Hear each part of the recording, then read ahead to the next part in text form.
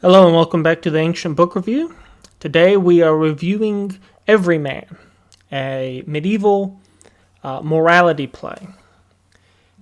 Everyman, written in 1495, or at least the Dutch version was. There's some debate as to which came first, the English or the Dutch, but we do know the Dutch was first written in 1495. So this is the later Middle Age time period, and it really shows the religious dogma of the day in Europe. But at that time, this is pre-Reformation, so Christianity meant, Catholicism. There was no Reformation, so all Christians, or at least Catholic Christians, believed basically the same thing, although there were regional variations. So this is a morality play, which is a play written for the common folk, for the peasants and whatnot, to teach morality and the Bible and stuff in a skit-like format, basically. Basically, it's a skit. It's not very long. It's not like Othello or something. So we'll give it a little review. The name of it is Everyman in English. Everyman is the name of the character. The characters' names are reflections of general concepts. So Everyman is an archetype of mankind, basically, just, a person, or all people, really. So the premise of it is God sends Death, his servant, to Everyman to say it's time to go. You're going on a quote-unquote journey. You're going to die, right? So Death comes and he talks to Everyman. Everyman, of course, is scared. First he tries to bribe Death and say, I'll give you 1,000 coins if you come back some other day. Death says, no, money ain't going to work. He says, okay, well, please give me just a little bit of time so I can find some friends to go with me when I go on this journey. So Death agrees. He says, all right, you can find some friends, but I'll only give you a little bit of time. So first, Everyman goes to his friend Fellowship, right? Fellowship says, yeah, I'll go. I'll do. What's wrong, buddy? He says, oh, it's terrible. I need you to go on this journey with Death with me. And Fellowship says, no, I'm only here for the good times, right? So he abandons him. He says, I'm not going to do that. If you were saying, oh, let's have a party, then I'd stay with you. But if you're doing this, dying stuff, I'm abandoning you, basically. So, that's to teach us that, friends, there's fair weather friends and whatnot. So friends can't save you, right? So next he goes to kinship and cousin, which basically means family. And they all have their excuses. So their kinship and cousin are like, oh, well, we feel sorry for you, buddy, but we can't do this.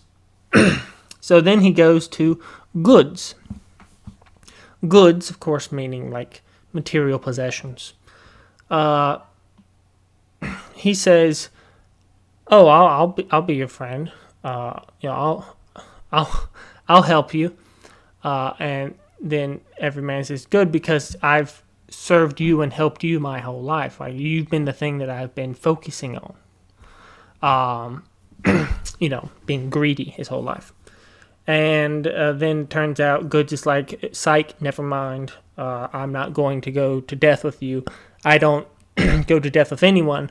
In fact, all I do is I trick people into following me their whole life, and then when they die, I go to the next victim, right? So then he goes to good deeds. His good deeds, right? Which is personified here. Good deeds says, I would help you. I really would. But I'm too weak to help because you didn't do enough good deeds. Right? So basically, good deeds, the only person who was willing to do it can't because of Everyman not doing good deeds, right?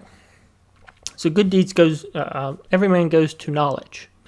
Knowledge says, all right, I will lead you to confession.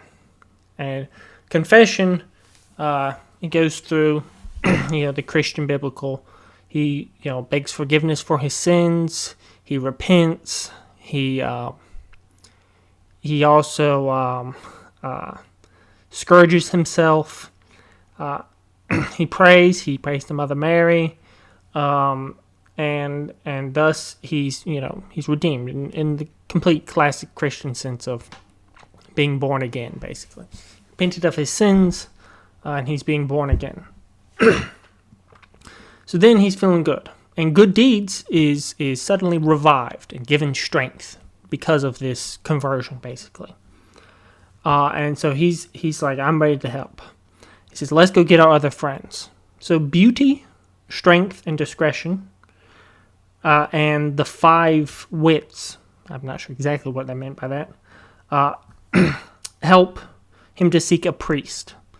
And they seek a priest, and he takes communion before he dies. And then he's dying. Beauty, strength, discretion, and the 5 wits say, LOL, JK, just kidding. We are not going to go to death with you. Only good deeds. And then he dies, basically. So that's a brief summary, overview of the play.